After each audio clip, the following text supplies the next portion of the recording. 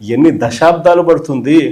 ఇప్పటికే 12 ఏళ్ళు అయిపోయింది 2014 నుంచి ఇప్పటికే దిక్కు దివానం లేదు. ఇంకా ఎన్ని దశాబ్దాలు పడుతుందో తెలియదు. డబ్బంతా రోడ్లకే ఖర్చు అవుతుంది.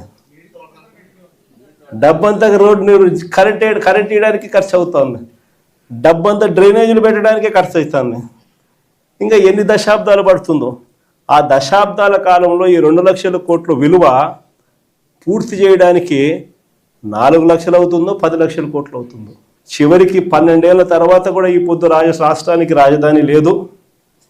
ఇంకా 20 ఏళ్ళ తర్వాత కూడా మన పరిస్థితి ఏమిటంటే అప్పుడు కూడా రాష్ట్రానికి రాజధాని కనిపించదయ్యా. అయ్యా చంద్రబాబు, ఇది మానుకో. ఆ 2 లక్షల కోట్లలో 10% పెడితే చాలు. 10% పెడితే చాలు. మేము ఇంతకుముందు మంచి ఆలోచన చెప్పినా నేను నీకు. ఇంతకుముందు ప్లాన్ ఏ కింద రాష్ట్రంలో అన్నిటికన్నా పెద్ద సిటీ విశాఖపట్నం, దాంట్లో పెడితే అసలు ఎటువంటి ఖర్చు అవసరం లేదు. కర్నూలులో న్యాయ రాజధాని కింద అప్పట్లో కర్నూలుకు మనం మాట ఇచ్చినాము. అది నెరవేరుస్తూ అక్కడ న్యాయ రాజధాని పెడుతూ ఇక్కడే అమరావతిలో లెజిస్లేటివ్ శాసన రాజధానిని కూడా తీసుకొస్తే బాగుంటుందయ్యా అని చెప్తే నానా యాగి చేసి రాజకీయాలు చేసి అది వద్దు అన్నారు. సరే పోనీ, అది వద్దు.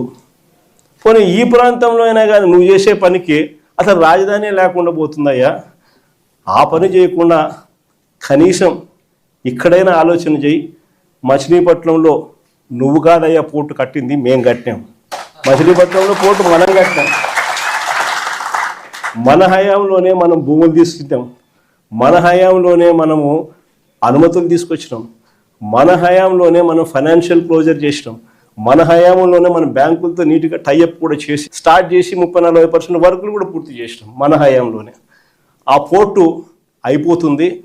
మచిలీపట్నం నుంచి విజయవాడకు కేవలం 70 కిలోమీటర్లు, విజయవాడ నుంచి గుంటూరుకు మరో 40 కిలోమీటర్లు, మొత్తం ఈ 110 కిలోమీటర్లు హైవే ఉందయ్యా. విజయవాడలో ఇంటర్నేషనల్ ఎయిర్పోర్ట్ ఉంది, మచిలీపట్నంలో పోర్ట్ వస్తూ ఉంది.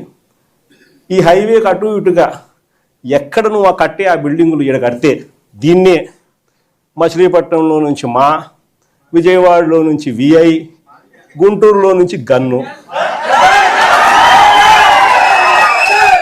మావిగన్ అని చెప్పి ఈ 110 కిలోమీటర్లు ఈ ఎకనామిక్ కారిడార్ కింద, క్యాపిటల్ కారిడార్ కింద డిక్లేర్ చేసి ఆ కట్టే బిల్డింగ్లు ఆడ కట్టుకోకుండా ఇక్కడ కట్టయ్యా.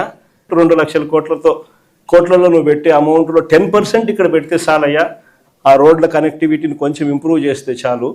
బ్రహ్మాండమైన రాజధాని ఇక్కడే తయారవుతుంది.